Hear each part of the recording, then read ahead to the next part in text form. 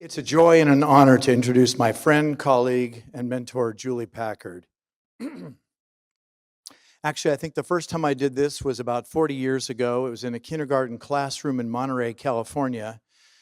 I think she had some slides, and they had to string a sheet over the blackboard to do it. So Julie, we've moved up in the world. So our friendship, as you can imagine, goes back many years, about 40, to the inception of the Monterey Bay Aquarium. And in those years, Julie has been a pioneer in so many ways.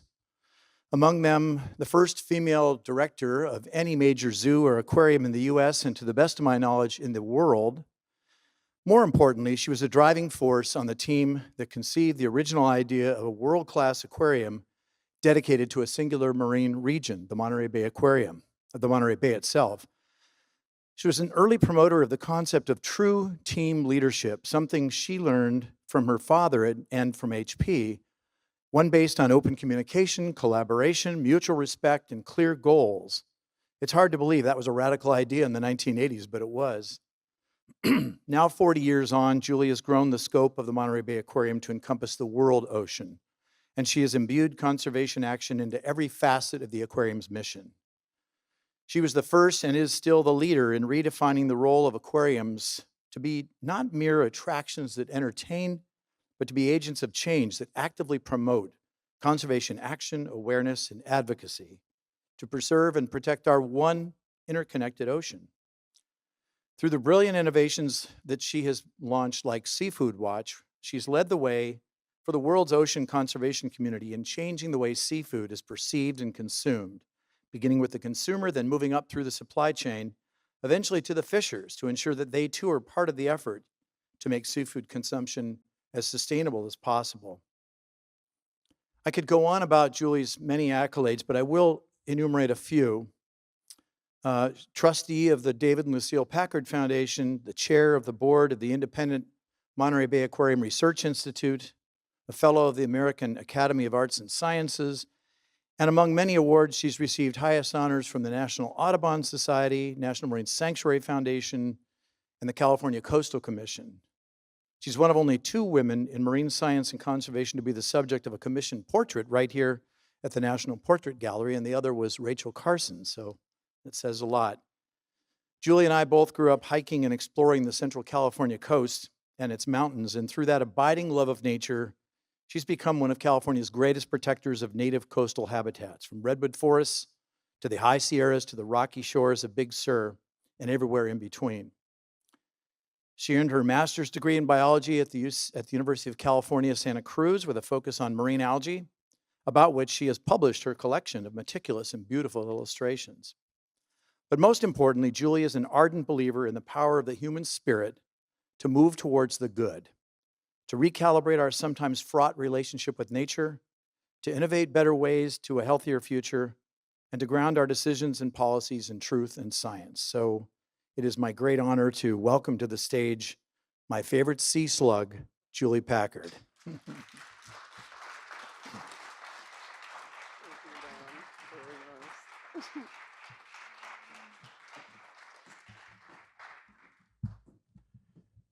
It's my great honor to give this Sir Arthur Clarke Innovators Award to Julie Packard for 2024 for leadership in ocean conservation and promotion of ecological education. Julie.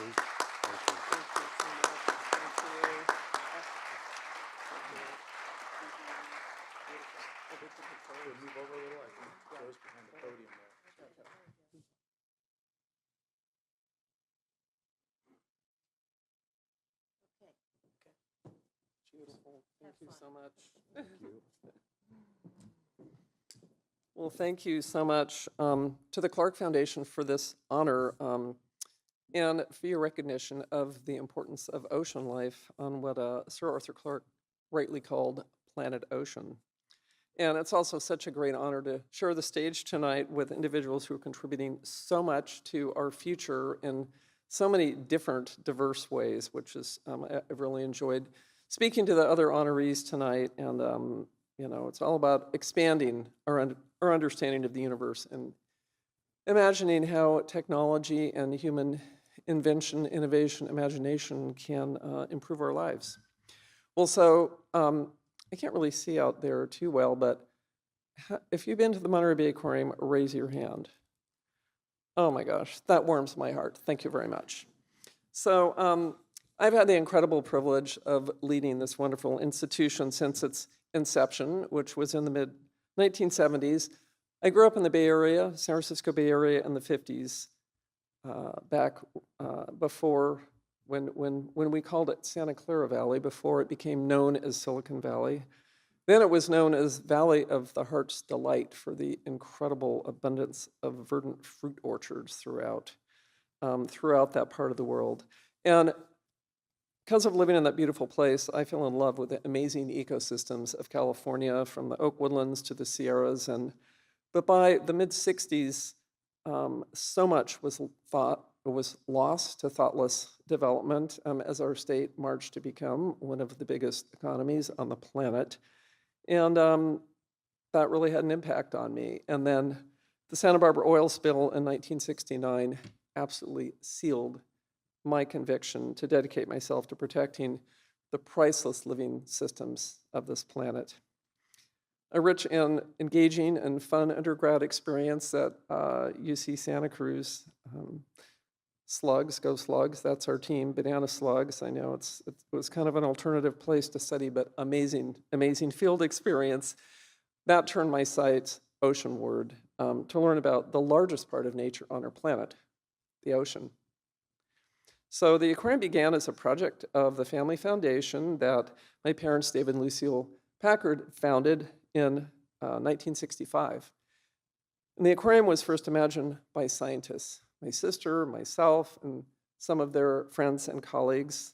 We had all studied and done research in Monterey Bay, and we were so inspired by the amazing life beneath its waters, and we are so excited about sharing all the fascinating stories that we had learned in our studies and teaching. But we're equally inspired by the experience of being under the water's surface, diving in the kelp forest, feeling the sway of the water, being startled by a curious sea lion. It was about sharing a feeling, a fascination, an obsession with being in and around the ocean.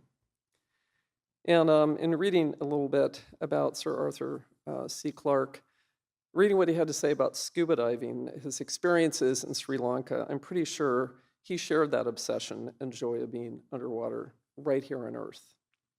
So in creating the aquarium, we knew the cool stories to tell, but we had no idea how to create that feeling, the scale, the beauty, the detail of the tiny forms, how to capture the authentic way that different ocean plants and animals live together in a neighborhood, and how to display the otherworldly gelatinous animals that make up most of life on the planet. Believe me, that is a fact. How to make it relatable, and most of all, most importantly, how to get people to care.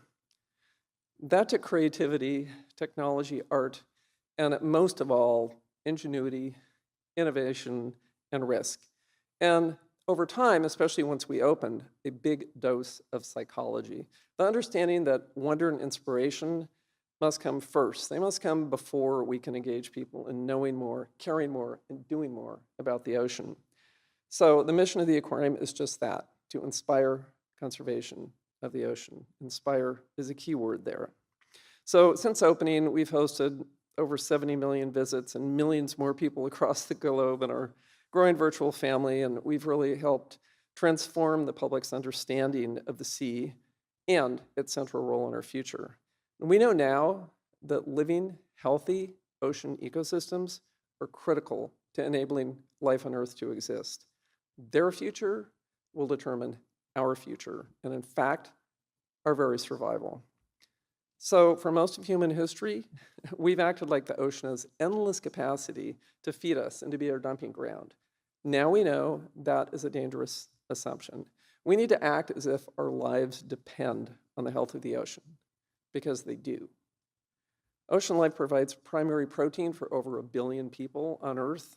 Ocean currents and winds create the very stable weather patterns that we've enjoyed, that have enabled civilization to exist and flourish for centuries, millions of years, actually. And most critically these days, the ocean absorbs 30% of the CO2 that we emit into the atmosphere, and it's absorbed 90% of the heat emitted by greenhouse gas emissions since the Industrial Revolution, 90%. Without this vital function, climate change and its impacts would be far, far worse. But there's a limit to how much the ocean can take. Thanks to greenhouse gas emissions, the ocean's becoming more acidic, altering life at the base of the food web, and warmer, shifting fishing grounds that people depend on for food and livelihood. And of course, sea level and escalating storms are putting tens of millions of people in harm's way as we speak, practically every day. Plastic pollution, we're hearing a lot about that. It's flowing into the ocean at an alarming rate. And it's found its way into our seafood, into really every last spot on the planet, including the deep sea, and of course, including our bodies, perhaps most disturbingly. And its microparticles absorb and concentrate toxins that are not good for us or all of that ocean life. And of course, there's the most basic relationship with the ocean, fishing.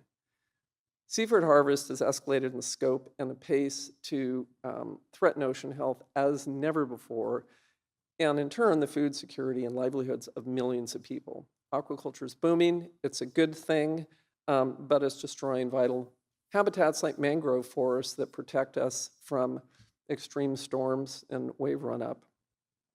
But here's the good news. The ocean is resilient. It can recover. It can recover, and it needs our help, and we can do it. We know what we need to do to turn things around.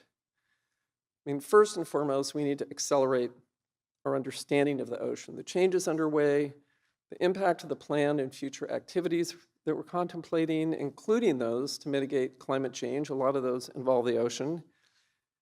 And we need to mobilize a global transformation in public understanding and action by making ocean science and discovery accessible to all, of course, as NASA has so well demonstrated for the world. We know still so little about the hidden universe right here on Earth, the planet's largest realm where life can exist, the deep sea. My father's vision to create our sister institution, MBARI, the Monterey Bay Aquarium Research Institute, which is a privately funded research institution dedicated to developing technology to understand the changing ocean. That was his vision, and that was really driven by his understanding at the time that we knew more about the surface of the moon than the bottom of the sea. Thanks to advances in seafloor mapping and imaging made by MBARI and others, a lot of it funded by private tech philanthropy, we now have a real, not a perfect, but a much better understanding of seafloor topography. But what lives there and how the ecosystem works, still a total mystery. And meantime, we're thinking about highly disruptive activities like seabed mining, because we love our mobile phones, all of us. We can't be hypocritical about that, but we need to find solutions that are going to enable Earth's life support systems to continue to keep us all alive. In the words of Arthur C. Clarke in 2001, A Space Odyssey, I found this quote, I loved it. It was the mark of a barbarian to destroy something one could not understand. There you have it. So at the aquarium, we're super dedicated to engaging the public and understanding and valuing the ocean, obviously through our exhibits and programs over the years. And we've really pushed the envelope on exhibit design, most recently creating the world's first exhibit of living deep sea animals. Come check it out. It's called Into the Deep and Lo Profundo. Amazing life that's down there, and now you can see it. And also we become the global authority on sustainable seafood, pushing for leadership and change around the world. And of course, a lot of education, over 2.5 million kids on school field trips, all free of charge. Well, and working with kids, of course, is always one of the most gratifying. I love the program that you spoke about earlier because innovative, passionate, inspiring leaders are, of course, going to be essential to our future. So from science and knowledge to awareness and care, next comes action, demonstrating results and taking them to scale. And I'm really excited about the advanced technology that is helping us understand the ocean. And we've been involved in some really groundbreaking and impactful projects like tracking far-ranging ocean animals like bluefin tuna, which are now out of the endangered zone, thanks to science that then was put into action in terms of applying more responsible fishing quotas. And through 25 years of research, we've helped recover, and we're still helping to recover California's threatened sea otter population. And the sea otters, in turn, are helping our kelp forests recover and thrive from marine heat waves that are happening. So a lot of good things going on that are making a difference. And I think our Seafood Watch program, hopefully some of you are aware of Seafood Watch and use our website or a little card, buy sustainable seafood. That is really driving change around the world. It's motivating aquaculture and global fishing operations to change their practices, because we here in the US are the third biggest market for seafood. We import a lot of seafood, and our buying power is making a big difference, which is super exciting. So we've come a long way in recognizing the importance of the ocean to our survival just in the past few decades, honestly, and in taking action to continue that it can provide its life-sustaining services. But we have a long way to go, obviously. Ocean philanthropy and government investment in ocean conservation lags far, far behind what we spend to safeguard the dry land part of Earth that's most visible and familiar. It's time to change that.